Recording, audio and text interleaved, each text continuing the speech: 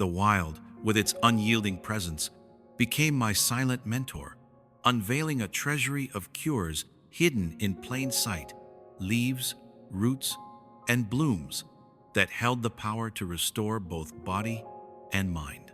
In this untamed expanse surrounding my humble abode, healing was not a commodity bottled and sold, but a dialogue with the earth, where the soul found calm amid chaos and the flesh mended through forgotten wisdom. It was here that I confronted the fragility of isolation, learning that survival demands not just physical endurance, but a psychological resilience forged in moments of crisis. The incident unfolded swiftly, a careless sweep of the saw transforming routine labor into a pulse of alarm. As the blade carved deep into my finger, blood surged forth in a warm, unrelenting flow, and a wave of dread crashed over me, visions of infection, of helplessness, in this remote haven where medical aid was a distant dream. My mind raced, teetering on the edge of panic. Hours to reach a doctor, no sterile bandages at hand, only the vast indifference of the landscape.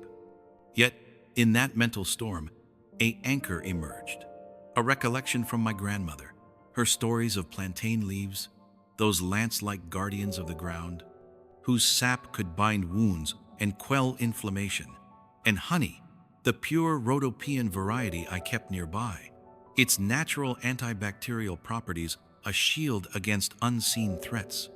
No need for tree resin, these were sufficient, drawn from the land's own arsenal. Applying the crushed leaves and honey's golden seal, I felt the shift within the initial terror, yielding to a focused calm. The act of self-reliance, weaving a psychological balm as potent as the physical one. The bleeding stemmed, the pain subsided, and over the course of a week, the wound, a once gaping horror, closed seamlessly, leaving no trace. This was no mere bodily repair. It was a mental triumph, a reminder that fear can be tamed by knowledge, transforming vulnerability into empowerment. In that healing, I glimpsed a profound survival truth. Nature equips us with what we need, if only we reclaim the lore eclipsed by modern dependencies. This revelation stirred a deeper reflection on our collective amnesia. In an era dominated by pharmaceutical giants, where every remedy comes laced with warnings of side effects and corporate agendas, we've forgotten the Earth's innate pharmacy. Yet, in regions like this, history tells of a time without hospitals or white-coated experts, only healers, the wise healers who wandered fields and forests, intimate with every herb's virtue. They cured ailments with thyme for sore throats, rose hips for vitality, yarrow for bleeding, mint for clarity, and dandelion syrups for renewal. Their wisdom a tapestry of observation and tradition, untainted by prophet's shadow.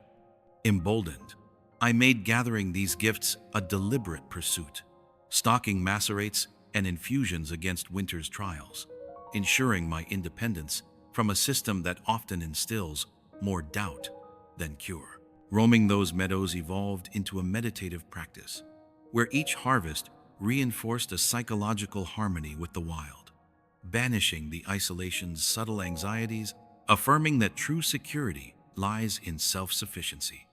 No longer did I view the land as a mere backdrop. It was a living archive of resilience, urging me to question the narratives of dependency peddled by distant corporations.